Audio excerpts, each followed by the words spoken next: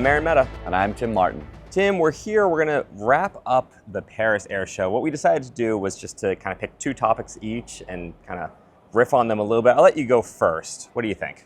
Yeah, I think a big story undoubtedly is more tension with FCAS. So we had Eric Trappier, the CEO of Dassault, effectively trying to strong arm Airbus into a compromise when it comes to leadership of the program. I think first and foremost we have to remember that in 2019, when all this started, it was a 50-50 partnership. Right. So Airbus and Dassault are together on this, and they should be leading on an equal hard basis. But Trappier's position now is that there needs to be one leader for the next generation fighter, because if not, then there'll be a technologically inferior solution.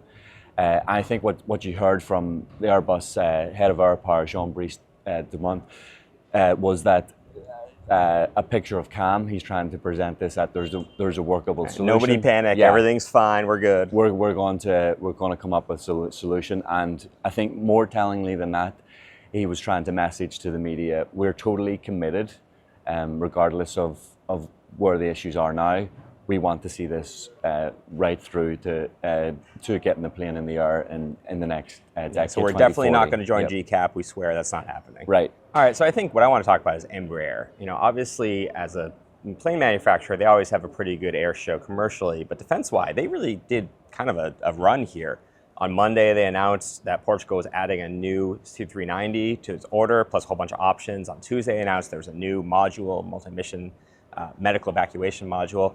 On Wednesday, we were actually heading to our car getting out of the show when news broke that they were adding Lithuania, kind of out of nowhere, as an 11th user or buyer of the C-390. 3 planes will be negotiated. The thought there is probably, look, if you get Lithuania, you're probably eventually going to get something out of Latvia and Estonia. So this is just another win-win-win for these guys.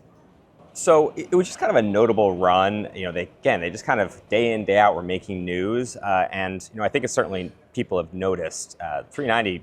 Look, when it launched a decade ago, a lot of people thought this thing was just never going to find an audience. The C-130 was so dominant. It's proven to have some legs to it. We'll see what happens. Of course, their next big challenge is trying to break into the U.S. We'll see about that. That's maybe a bigger hill to climb, but obviously we'll keep an eye on that. What's your next choice? Yeah, so I think Saab, they brokered a deal with France for the GlobalEye, airborne early warning and control. So not signed yet, but there's been a joint declaration on an intention to procure the aircraft. So it'll be 2 aircraft with an option for an additional 2, and it'll replace Boeing E3. So we've known that plan in terms of a new choice or a new aircraft was always in the making.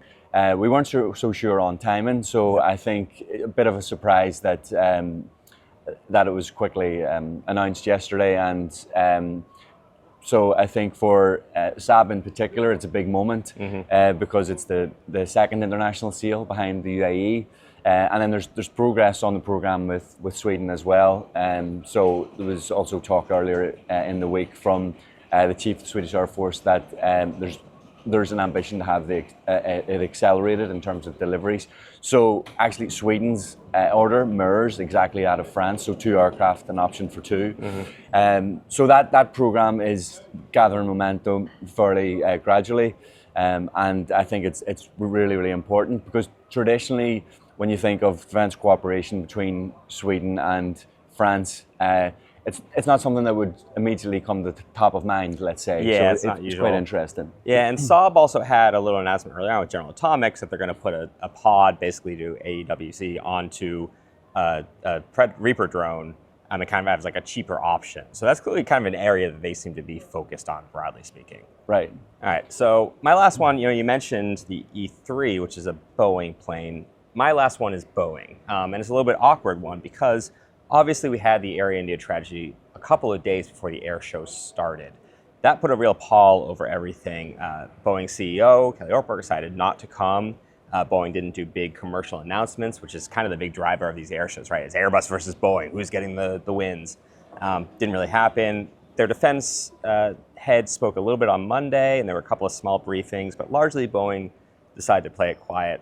Talking to people throughout the show, there was a lot of, hey, what's going on with Boeing? What do you think is going to happen with Boeing? there's a lot of concern that if this area thing ends up being a technical issue with Dreamliner, that is going to have a major impact, not just on Boeing, but because Boeing is the biggest manufacturer for the U.S. in terms of air structures, that this could have an impact across the industry. So there's a lot of people, frankly, even out of Europe, who are hoping, this ends up being a situation that doesn't affect Boeing long term, because it's going to affect everyone's business. And there's definitely, I think, some nervousness throughout the show about what that's going to end up being. All right, so that's going to do it for Paris Air Show. We're going to leave you with a montage from some of the sights of the air show.